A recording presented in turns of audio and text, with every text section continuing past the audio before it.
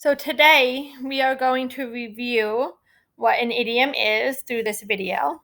And then I'm going to show you what you guys are going to be doing today as your assignment. So make sure that you watch this video all the way through.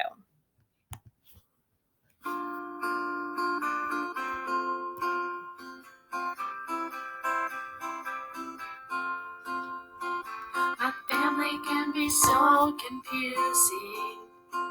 Sometimes their words don't mean what they say. When it's an idiom they're choosing, misunderstandings get in the way. My dad said it's raining cats and dogs now, so I ran outside just to see. I got really drenched in the rainstorm, but never saw a spot or pee-pee. You cracked me up, my grandma said, after I told her one of my best jokes. She was still all in one piece. If I cracked her up, she never broke. My family can be so confusing. Sometimes their words don't mean what they say. When it's an idiom they're choosing, misunderstandings get in the way. My mom said to hit the sack. My dad said to hit the hay. I swung with my very best aim, but they made me go to bed anyway. When my brother said he'd toss his cookies, he put his hands over his lips. Up came macaroni and cheese, but I never saw one chocolate chip. My family can be so confusing. Sometimes their words don't mean what they say. When it's an idiom they're choosing, misunderstandings get in the way. You're barking up the wrong tree. You hit the nail on the head. This cake is out of this world. Why can't we speak English instead? Just go fly a kite. You're bouncing off the walls. You're up the creek without a paddle. Why must we use idioms at all? My family can be so confusing.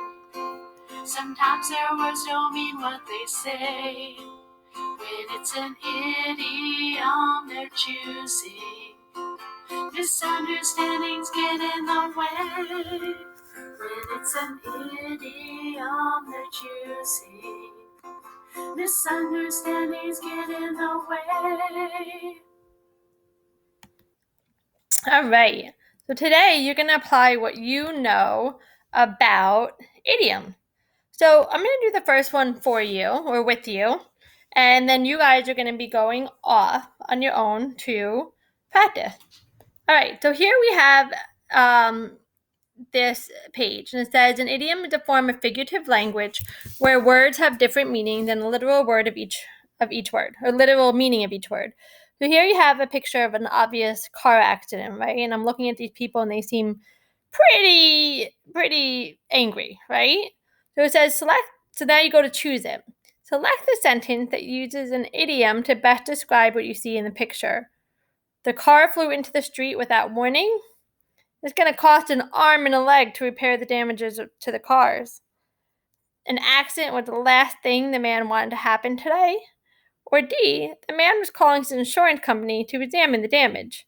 So you need to stop and think for a second.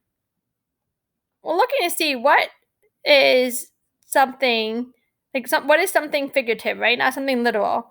So literally, the car flew into the street without warning, so that wouldn't work because that's not figurative language.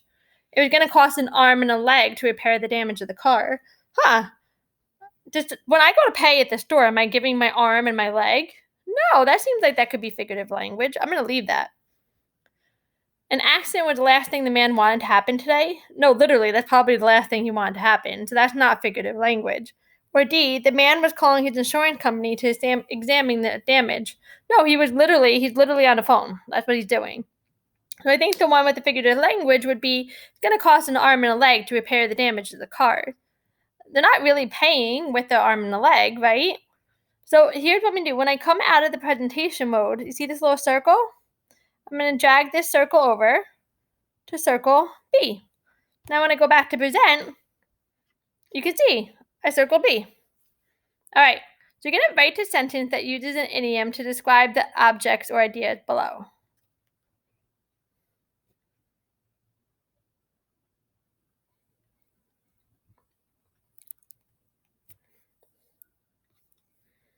All right, so let's go here. So it describes the object or the ideas below. You know what? We're going to have you guys not do that. So here's what I'm actually going to do. You ready for this? Taking a line. You ready? And I'm exiting it out. You are not doing this part. Okay? So we're going to skip that one. So when you go to do this, you're going to observe it. You're going to do the choose it and the apply it. Okay? You are not doing the write it. All right, so let's go back to the apply it. So it says, underline examples of idioms in the paragraph. The man who had been hit by the other car was angry as a hornet. He had seen the man talking on his phone before the accident and knew he wasn't paying attention to the road. Don't make a mountain out of a molehill, the other man said. The damage could have been much worse. Even though he was trying to be calm, he knew he caused the accident and would be in hot water when the police arrived. The man had already had a terrible day, and this accident was just the icing on the cake. So now we're looking for the idioms here. So I'm going to escape again. And so angry as a hornet, that's not an idiom, all right? Because when I think of a hornet is angry. He had seen the other man talking on the phone before the accident and knew he wasn't paying attention to the road. Don't make a mountain out of a molehill. That is an idiom. It's saying, like, don't make it a bigger issue than it needs to be. So I'm going to underline that. See how I'm dragging it? All right? The damage could have been much worse. Even though he was trying to be calm, he knew he caused the accident and would be in hot water when the police arrived. That right there is an idiom too. Hot water. The man had already had a terrible day, and the accident was just the icing on the cake. Icing on the cake is an idiom. So now I need to figure out the literal meaning of one of the idioms that I underline. I'm going to do would be in hot water when the police arrive. So I'm going to put hot water in my idiom. And that means that he's going to be in lot. That means he is going to be in a lot of trouble when the police arrive. So now, again, we did the observe it, the choose it, and the apply it. You guys are going to do the same on this slide. Again, you are not completing this one, okay? That is not happening. So you're going to do it for this soccer picture, all right?